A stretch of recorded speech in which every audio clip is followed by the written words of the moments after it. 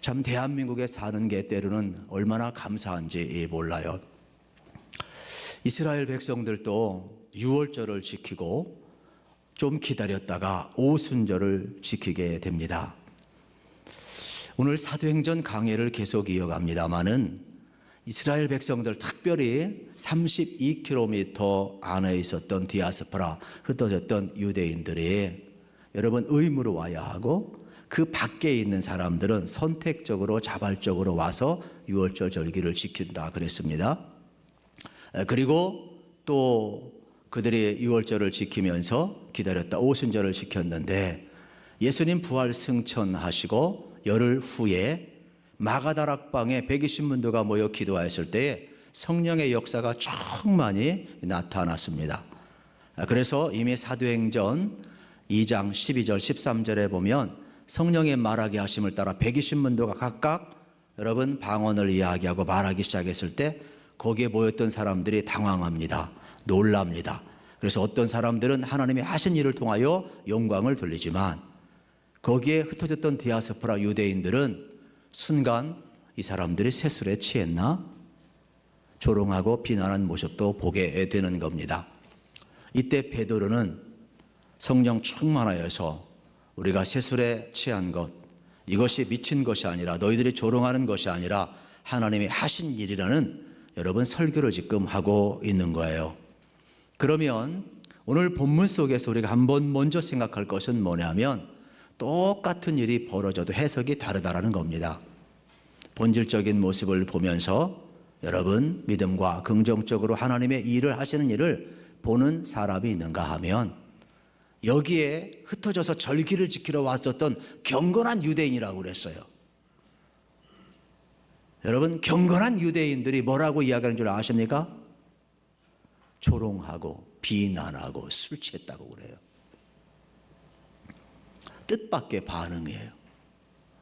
우리 인생의 삶에 있어서 가장 중요한 게 뭐냐? 어떤 사건을 볼 때 해석을 어떻게 하느냐는 겁니다. 오늘 오후에 제가 출애굽기 오픈 강좌를 보겠지만, 이스라엘 백성들이 똑같은 고난 앞에, 똑같은 재앙 앞에, 똑같은 환난 앞에, 하나님이 주신 똑같은 말씀 앞에 어떻게 해석하느냐가 인생을 달라져요. 그래서 저는 인생은 해석이다 이렇게 늘 생각을 하는데, 여러분 마치 여호수아 갈렙 같은 사람은 똑같은 사건 앞에서도 믿음으로 해석을 해요. 그런데 10명의 정탐꾼들은 불평하고 원망하면서 결국은 부정적으로 해석을 해요. 같은 사건인데도, 같은 말씀인데도 결과가 하늘과 땅인 겁니다. 저는 여러분의 삶이 다시 한번 여러분 본질적으로, 그리고 여러분의 자세나 모든 것들이 해석을 믿음으로 참 바르게 하셔서 여러분이 복된 길 걸어가기를 축복합니다. 빅터 프랭클이라는 사람이 있습니다. 이 사람은 오스트리아 여러분 유명한 상담학자가 되겠습니다. 그런데 이분은 아우슈비츠 수용소에서 살아남은 사람입니다. 이분은 원래 독일계 유태인으로서 정신과 의사였습니다. 모든 사람들이 프로 소용소에서 참 열악한 환경, 의료시설도 안 돼 있고, 어떻게 보면 갇혀 있어서 아주 많은 사람들이 거의 다 들어가면 죽어 나오는데 참 구세일상으로 살아 나왔습니다. 그래서 많은 사람들이 이 빅터 프랭크 박사한테 와서 묻습니다. 어떻게 아우슈비츠 수용소에서 살아남을 수가 있었습니까? 혹시 무슨 비법이 있습니까? 이때 그분이 이렇게 대답을 합니다. 나는 늘 마음속에 어떠한 생각을 하고 살았는데, 내 마음속에 선택할 수 있는 것은 나의 마음의 자세입니다. 나는 절망을 택할 수도 있고 나는 불행을 택할 수도 있었지만, 나는 내 마음속에 항상 절망보다는 희망을 택하고 살아왔습니다. 그리고 그 희망을 택하기 위해서는 나는 한 가지 일에 집중해야만 했습니다. 그래서 나는 그 아우슈비츠 수용소에서 날마다 죽어져가는 그 현장 앞에서 하나의 일에 집중을 하면서, 예를 들어서 나는 아내의 손을 생각했습니다. 내가 다시금 이곳에서 살아나간다면 아내의 그 따뜻한 손을 한번 잡아봐야 되겠다. 나는 순간 또 생각했습니다. 아내의 눈을 생각했습니다. 내가 아내 앞에 서서 직면하면서 또 가슴과 가슴을 맞대면서 아내를 한번 껴안을 그날을 생각했습니다. 매 순간 매 초마다 하나의 일에 집중했는데 그것을 긍정적으로 생각하다 보니까 매 순간 매 초가 나의 매 순간 매 초의 생명이 되어서 오늘 이 자리까지 살아왔다라고 이야기를 했습니다. 저는 이 글을 읽으면서 이런 생각을 해보았습니다. 빅터 프랭클이라는 박사가 어떻게 모든 사람이 죽어가는 이 아우슈비츠 수용소에서 살아남을 수 있었을까? 모든 사람들은 절망을 선택했고 그들은 매 순간 매 초마다 스스로 그들은 분노하며 그 절망의 자리에서 에너지를 다 쏟아부었지만 이 빅터 프랭클은 그 순간 속에서 여러분 희망을 택했고 매 순간 매 초마다 그는 한 가지 일에 집중을 하면서 긍정적인 에너지를 키워갔다라는 사실입니다. 다른 사람보다 밥을 더 많이 먹은 게 아닙니다. 더 체력이 좋은 게 아닙니다. 다만 마음의 자세 하나만 달랐을 뿐이라는 사실입니다. 저는 오늘 예배하면서도 마찬가지라고 생각을 합니다. 예배는 매일마다 매 초마다 여러분 매 순간마다 하나님의 임재 가운데 거하는 게 예배입니다. 만약에 순간이라도 놓치는 사람은 여러분 정신 바짝 차리고 옆 사람을 좀 툭 쳐서라도 하나님의 임재 가운데 세워주시길 축복합니다. 여러분의 형편은 다 모르겠습니다. 어젯밤에 어떻게 왔는지 모르겠습니다. 그러나 이 순간에 합리화시킬 수는 없습니다. 매 순간 매 초마다 내가 하나님의 임재를 경험하지 않고 하나님 앞에 내가 화답하지 않는다면 내 삶은 여러분 그만큼 손실되는 겁니다. 예배라는 것은 매 시간마다 매 초마다 매 순간마다 매일마다 이렇게 하나님 앞에 서는 훈련을 하는 겁니다. 그만큼 오늘 우리에게 있어서 하나님 앞에 서는 것이 중요합니다. 120문도가 마가다락방에 모여서 하나님 앞에 서서 두려움을 떨쳐내고 약속하신 성령을 기다리며 간절히 기도했을 때 성령이 임하였고 그들은 성령의 말하게 하심을 따라 지금 기도하고 있고 찬양하고 있고 방언하고 있고 예수님의 말씀을 전하고 있습니다. 그런데 문제는 이 똑같은 사건 앞에 여러분 오늘 14절 이하에 보아도 조롱하고 있는 내용이 나온다라는 사실입니다. 이때 여러분들 어떻게 하고 싶습니까? 베드로도 어떻게 해야 될지 당황했을 겁니다. 거기에 모여있는 사람들도 여러분 사람이 갑자기 상대방 막 그냥 군중들이 막 공격해 보면 이거 참 주체하기 어렵습니다. 우리가 신앙생활할 때도 마찬가지입니다. 우리 분명히 예수 믿습니다. 은혜 체험이 있습니다. 우리 전도할 수 있습니다. 바르게 살 수 있습니다. 그런데 밖에 나가보면 입이 안 떨어집니다. 우리 연약합니다. 그런데 놀라운 사실은 성령님은 어떠한 분이냐? 우리가 연약할 때에도 말할 수 없는 탄식으로 우리를 위해서 로마서 8장 26절, 27절, 28절에 보면 기도하는 분이라고 그랬어요. 그래서 신약 성경에 보면 성령님은 뭐라고 그러냐? 보혜사 영이라고 그랬어요. 예수님이 뭐라고 그랬어요? 내가 아버지께로 가면 너에게 보혜사 영을 보내주리라 그랬어요. 그래서 어떻게 한다? 우리를 돕는다 그래요. 이 보혜사라는 것은 여러분 옆에서 돕는 하나님의 영, 이 파라볼레를 의미하는 거예요. 하나님의 영은요, 성령님은요, 우리 곁에서 우리를 지금 도와주고 있다라는 사실이에요. 이것을 지금 누가 경험하고 있느냐? 120문도가 경험하고 있어요. 특별히 지금 베드로가 경험을 하고 있어요. 그래서 그는 14절에서 최고의 파트너 성령님에 이끌리고 있어요. 14절을 같이 읽겠습니다. 시작. 베드로가 11사도와 함께 서서 소리를 높여 이르되 유대인들과 예루살렘에 사는 모든 사람들아 이를 너희로 알게 할 것이니 내 말에 귀를 기울이라. 아멘. 베드로와 11사도가 여러분 거기에 모여있는 수많은 사람들에게 이르되 그랬어요. 여기 이르되라는 말은 무슨 의미냐면 성령에 이끌려서 베드로와 11사도가 말을 하고 있다 이 말이에요. 지금 베드로가 하고 싶은 말이 아니라 성령에 이끌려서 베드로와 11사도가 공격하고 조롱하는 그 수많은 군중들을 향하여서 지금 외치고 있다라는 사실을 이렇게 이야기합니다. 그러면서 베드로가 내 말에 주목하라, 내 말에 귀를 기울이라고 담대히 외치고 있어요. 베드로는요 어떠한 사람입니까? 혈기가 왕성한 사람이에요. 실수를 많이 한 사람이에요. 예수님을 3번 부인했던 사람이에요. 부활하신 주님이 나타났을 때에도 그는 실망을 하고 갈릴리 바닷가로 돌아갔던 사람이에요.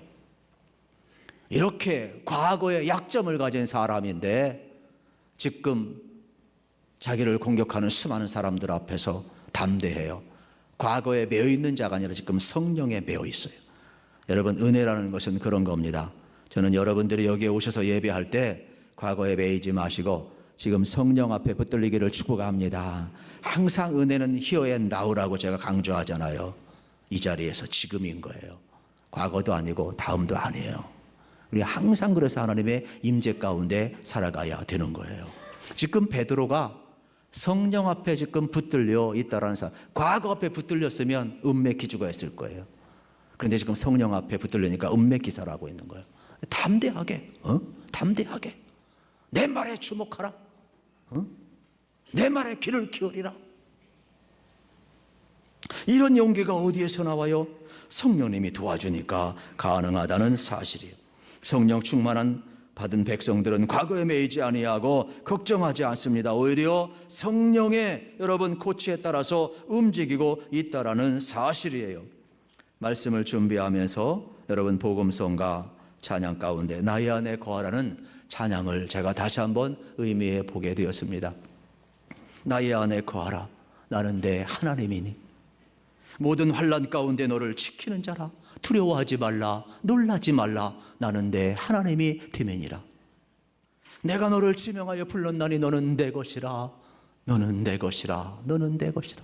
내가 너를 보배롭고 존귀하게 여기노라. 나는 내 하나님이라. 그렇습니다, 여러분. 하나님이 우리를 택하시고 우리를 지명하여 부르시고 우리를 구속하시고 우리를 보배롭고 존귀하게 여기십니다. 저는 여러분들이 그 하나님 안에 거하시기를 축복합니다. 우리가 철저히 하나님 안에 거할 때 세상의 두려움을 이겨낼 수가 있는 겁니다. 우리가 누구 안에 거하느냐가 참 중요한 겁니다. 지금 베드로는 과거 안에 거하는 것이 아닙니다. 약점 안에 거하는 것이 아닙니다. 실패 안에 거하는 것이 아닙니다. 성령 안에 거하면서 담대히 성령의 말하게 하심을 따라 그는 예수 그리스도를 지금 증언해 내고 있다는 사실이에요. 그래서 성령은 뭐냐? 깨닫게 하시는 영이에요. 성령은 도와주는 영일 뿐만 아니라 성령은 우리에게 오셔서 깨닫게 해주고 있습니다. 그래서 개역개정 오늘 본문 14절 앞부분에 보면 작은 제목이 하나 있어요. 베드로의 설교라. 왜 누가는 여러분 사도행전에 베드로의 설교를 기록했을까요? 지금 베드로는요 성령에 이끌려서 예수 그리스도의 사건을 지금 전하고 있어요. 그러면 베드로가 어떠한 사람일까? 우리는 여러분 베드로 아무리 보아도 여러분 이 정도로 설교 잘할 사람이 아니에요. 그런데 베드로는 지금 성령의 여러분 이끌림을 받고 성령의 도움을 받고 성령의 깨닫게 하심을 따라서 담대하게 선포하고 있는데 그 선포가 뭔지 아십니까? 요엘서 여러분 2장에 있는 말씀을 인용하면서 말세에 하나님께서 남정과 여종들에게 내 영을 부어주시니 하나님의 영이 임하면 내 자녀들이 예언할 것이요 젊은이가 여러분 환상을 보고 늙은이가 여러분 꿈을 꾸리라. 그러면서 말세에 성령을 부어주는데 지금 이 오순절 마가다락방의 사건은 하나님이 약속한 성령이 성취되는 사건이라고 해석을 하고 있는 거예요. 베드로 이런 실력 없는 사람이에요. 근데 성령이 역사하니까 구약 성경 갖다 들이대고요. 성령의 역사하니까요. 지금 마가다락배 이런 이 성령의 사건이 비난받은 사건이 아니라는 거예요. 하나님의 약속이 성취되는 사건이고. 그래서 지금 여기 120문도가 모였을 때 인간적으로는 약한 것 같지만은 이들을 통하여 하나님의 구원사가 지금 드러나고 있다라고 이야기를 하고 있는 겁니다. 그러면서 말세에 지금 기사와 표적과 징조가 나타나는데 예수 그리스도를 통하여 이 모든 일이 성취되었다라는 겁니다. 그래서 22절에서 이렇게 설교를 합니다. 22절 같이 읽겠습니다.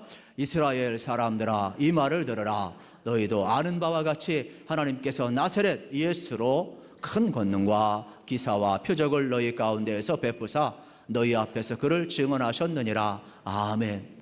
여러분 주목하라 내 말에 귀를 기울이라 이야기하며 하나님께서 성령을 부으시고 나사렛 예수 그리스도를 통하여서 큰 기적과 이적을 행하시며 예수님을 통하여서 하나님의 구원사를 이루었다라고 지금 베드로가 증언하고 있는 거예요. 설교는 바로 이런 겁니다.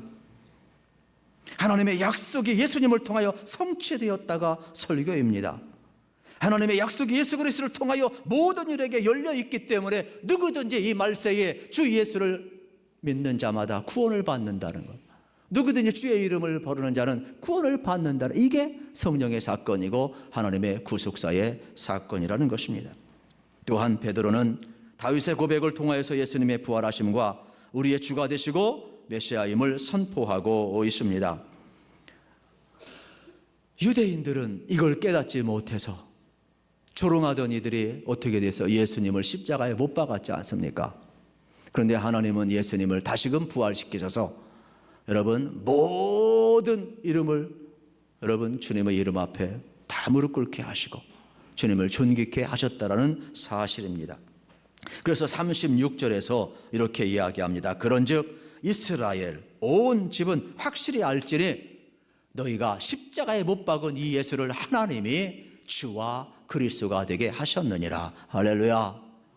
여러분 유대인들이 깨닫지 못하여서 하나님의 아들로 왔고 여러분 우리의 구원자로 왔는데 십자가에 못 박았지만 하나님은 예수님을 살리셔서 우리의 주가 되게 하시고 그리스도가 되게 하셨다라는 사실이. 그래서 지금 베드로는 이 사건을 그대로 드러내놓고 있다라는 사실이에요. 그래서 예수님의 사건은 창조주 하나님께서 우리를 구원하시는 하나님의 구속사의 완성이라고 이야기를 하는 거예요. 그래서 예수님이 벌어진 십자가와 부활은 이미 우리를 위한 하나님의 구원사라고 베드로가 설교하고 있는 겁니다.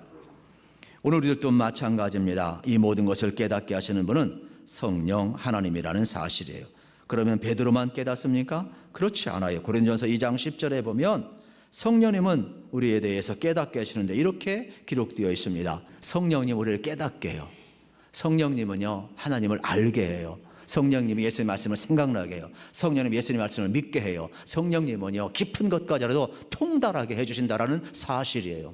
그만큼 하나님의 영은 우리로 하여금 하나님과 교통하게 만든다라는 사실입니다. 지금 베드로가 외치는 것은 자기의 지식이나 경험이 아니에요. 철저하게 성령의 권능을 따라서 여러분 진리의 말씀을 지금 외치고 있다라는 사실이.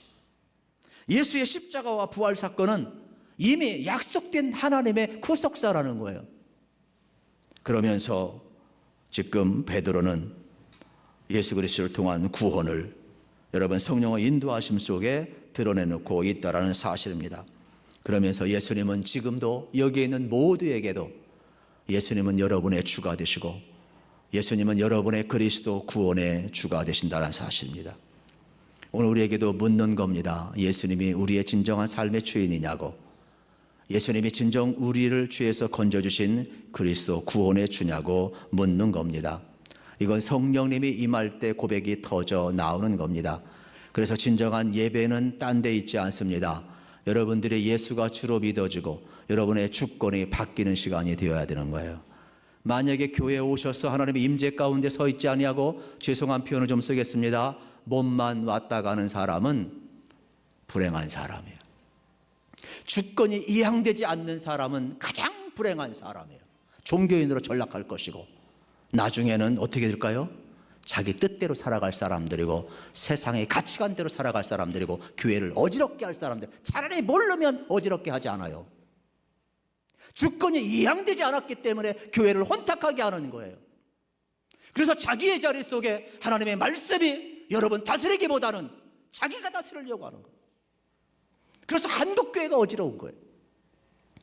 저는 그래서 오후에 출애굽기 오픈 강좌를 통하여서 우리 구속사 여러분을 초대하고 우리 주권을 이양하면서 하나님의 백성으로 살아가는 훈련에 여러분을 지금 초대하고자 준비를 하고 있는 겁니다.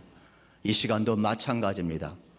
기왕 여러분들이 주의 은혜 가운데 거하셨다면 정말로 베드로가 예수 그리스도가 우리의 주요 그리스도라고 선포하고 있는 것처럼 이 시간 여러분의 심령 가운데에도 여러분 로더십이 형성돼야 돼. 주님의 주권이 자리 잡기를 주의 이름으로 축원합니다.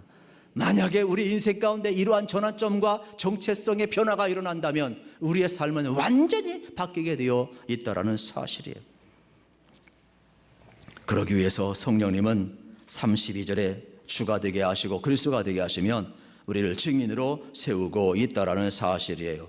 하나님이 예수님을 살려놓으시고 성령을 부어주시고 이 일에 다 우리가 증인이라고 말씀을 합니다.